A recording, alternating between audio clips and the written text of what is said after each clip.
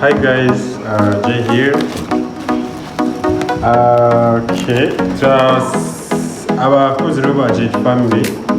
Ndabifuriza ko mwaza hano muri Rabagirana Ministries, tutanga serivisi nziza, ibiryo biri delicious,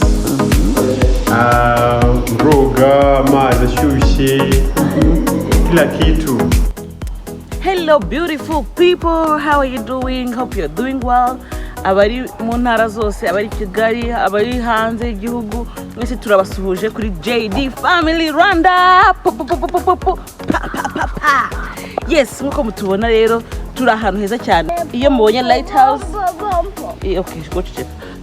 Ni mubona lighthouse, this means that we are in Rabagirana. Woo. Rabagirana rero ni ahantu heza cyane, hafite mbese, as you can see, refreshing. Maze iminsi hano guys, ariko ikintu nabonye, umva, you spending more days here, uba refreshed, uba renewed, mbese, because of the garden, because of the food, because of the visitors, because of the catering services, mbese ibintu byose aba ari byiza cyane. Rero hano hakorerwa isanamitima n'ubwiyunge. Rero abantu bose bashaka gukira ibikomere, abantu bose bumva bari way umva tired mu mutima wabo. So this is the place. So yes, rero spend the day with me.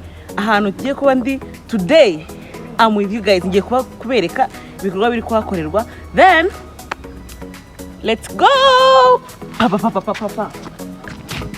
This is Prince. Prince, say hi. Hi. How do you feel? Nice. Today what is happening?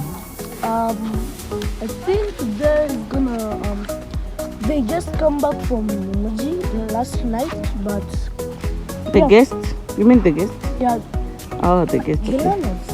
Yeah. Today what is happening? Guess what is happening today? Wow. Today there is a surprise for the guest. Today there is a surprise for the guest. Guess what? What? Lolo, what is that? A goat. What is going to happen to a goat? We're going to eat a goat. Today? To eat a goat. Really? No. Yes. No. So this is Lolo. She is my niece. And this is Liam. You all know this boy. My son. And this is Baba. I call him Baba. He's my brother. But he's Tell the JD family fans or something. Tell them. this is my brother. Subscribe to JD family. Subscribe to Baba. Eh? Subscribe to JD. Lolo, what can you tell to my subscribers?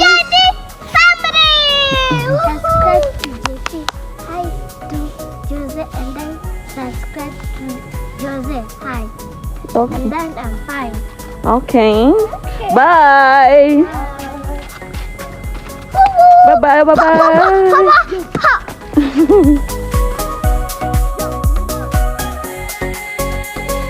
This is Bonnet. Bonnet, say hi. Hi. I'm doing spend the day with me today.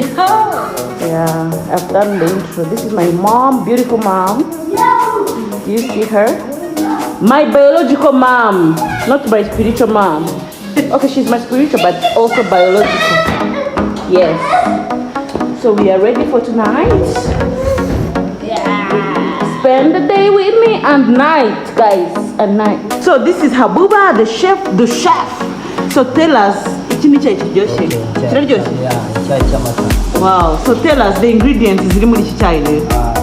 Chai, tangawizi. Inyi? Chai. Chai. Okay, tangawizi. Okay, na ginger. Tea masala, okay.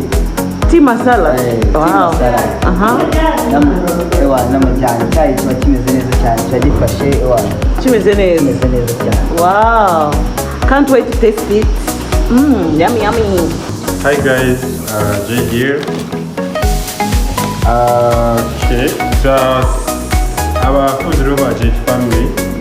Ndabifuriza ko mwaza hano muri Rabagirana Ministries, tutanga serivisi nziza, ibiryo biri delicious, mboga, amazi ashyushye, kila kitu. And food, delicious food. Yeah, unalala vizuri. Yeah. Naona n'amandazi asa neza. Ibi ni ibintu utapfa kubona ahantu hose, ibiryo biryoshye. Surprise y'uyu munsi biteguye kuyibona? Yes. Hey! Today there is a special night and Chef Jane uraburi mbese ku bihanga bw'ibyuma. Yes. Urabibona rero. Thank you, Jay. My pleasure.